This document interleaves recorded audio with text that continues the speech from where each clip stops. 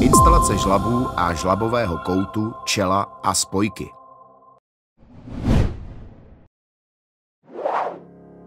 Žlab opatříme u štítové hrany žlabovým čílkem. Toto čílko je univerzální, proto je vhodné odstranit jednu z krytek návalky, která přiléhá k zadní hraně žlabu. Žlabové čílko je opatřeno těsnící gumou a není potřeba ho nijak dodatečně fixovat, stačí pouze naklapnout na žlab.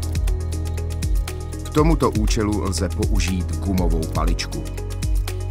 Nejprve je potřeba určit vhodnou pozici žlabového kotlíku vzhledem k pozici háků a střešních hran. Zamýšlenou pozici kotlíku odměříme od svislé osy kotlíku ke štítové hraně střešní roviny. Naměřenou pozici přeneseme na žlab. Ve žlabu vytvoříme otvor pro odtok dešťové vody. Lze doporučit vystřihnout otvor ručními klempířskými nůžkami.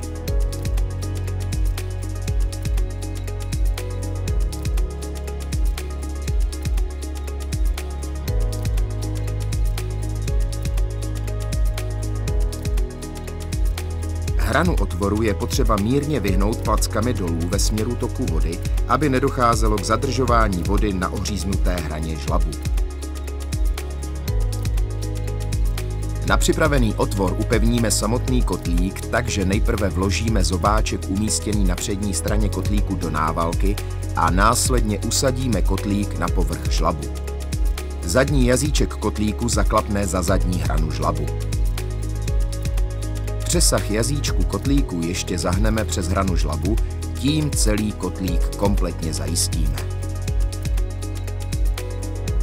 Žlab, na který budeme montovat žlabový kout, si zakrátíme a srovnáme. Délka žlabu musí být taková, aby přesah instalovaného koutu byl alespoň 50 mm do žlabu. Druhý konec žlabu i s instalovaným čílkem srovnáme do roviny štítové hrany střešní roviny. Žlabový kout si připravíme na zavlečení do žlabu. Odehneme zadní hranu v délce alespoň 100 mm. Spoj podtěsníme klempířským tmelem Novaplast.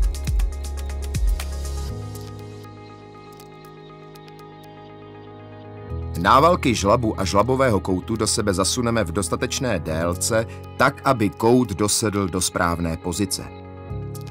Žlab usadíme do koutu a odehnutou zadní hranu koutu zahneme zpět přes hranu žlabu.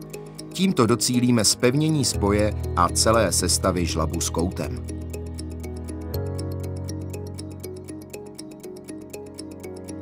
Žlab i s koutem usadíme do žlabových háků a upevníme.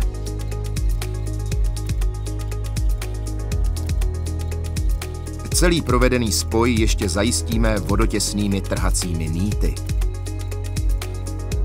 Otvory pro instalaci trhacích nýtů se předvrtávají vrtákem do oceli. Průměr vrtáku je 4,1 mm.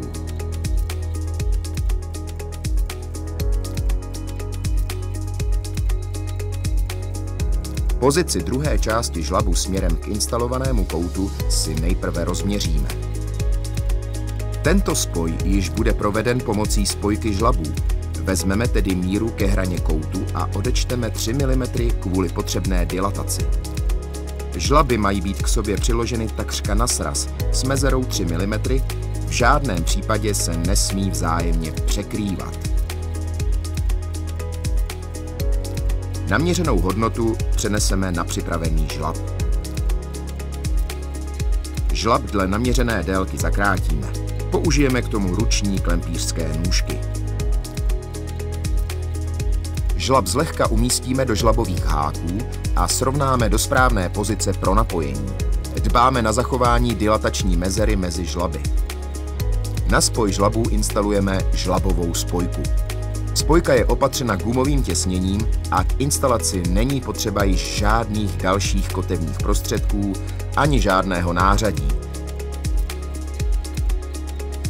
Jednoduše zahákneme zadní háček spojky za zadní hranu žlabu, přední sponu zavěsíme za návalku a klipsnovým mechanismem spojku utáhneme.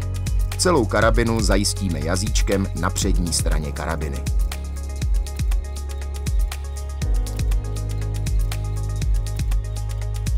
Nyní už jen zbývá ukotvit celou sestavu žlabů do žlabových háků.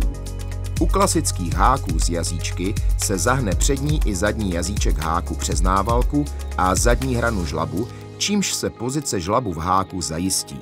V sortimentu společnosti Lindab jsou k dostání i tzv. Zaklapávací háky, do kterých se žlab jednoduše zaklapne. Výsledný sklon instalovaného žlabu by měl být mírně nakloněn směrem ven od objektu, to jest návalka musí být o něco málo níže než zadní hrana žlabu. Důvod je jednoduchý.